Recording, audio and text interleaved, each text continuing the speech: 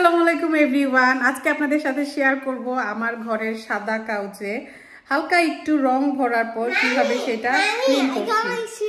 You got your shoes? Good job.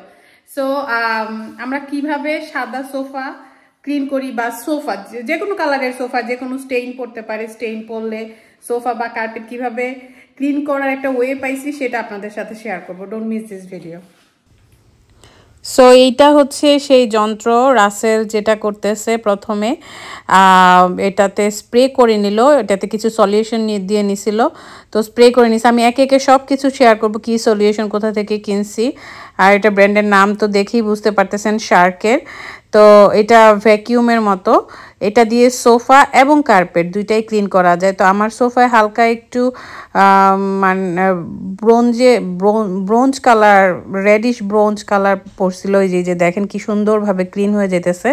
প্রথমে spray করে and then টান দিলেই সুন্দরভাবে রংটা উঠে আসতেছে। Any hard stain, it claimed that any hard stain it come out with that, and আলহামদুলিল্লাহ আমার মনটা খুব খারাপ হয়ে গেছিল, কজ সাদা সোফা একটুখানি দাগ হলেই কেমন লাগে, সোফাটাতে মোটামুটি ভালোই স্টেন পড়ছিল। তো এখন এটা রাসেল খুব সুন্দরভাবে ক্লিন করে ফেলতেছে, অ্যান্ড অনেস্টলি খুব বেশি সময় লাগে না। বাট হ্যাঁ, আমরা এটাকে শুকানোর জন্য কাপল অফ আওয়ার্স রেখে দিব, সোফা শুকায় যাবে, দ্যাটস ইট। এটা যে খুব বেশি ভিজে তাও না, একটু তো হালকা ভিজবে, বিকজ পানি দিয়ে এটা ক্লিন করতেছে, পানি অ্যান্ড সলিউশন। আর কি সলিউশন এটার সাথে আসে সেটাও আপনাদের সাথে শেয়ার করব।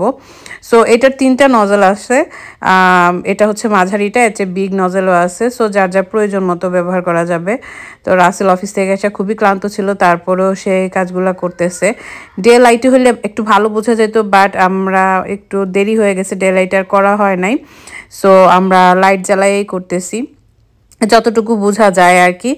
আর এই যে এখানে ময়লা পানিটা জমতেছে সোফা থেকে ক্লিন করার পরে আর কি, যে ডার্টটা এটা এইভাবে মেশিনে জমতেছে। আর এগুলো হচ্ছে সলিউশন, এই দুইটা সলিউশন আমাদের এই মেশিনটার সাথে এক্সট্রা কিনতে হয়েছে, এটা মেশিনের সাথে আসে না।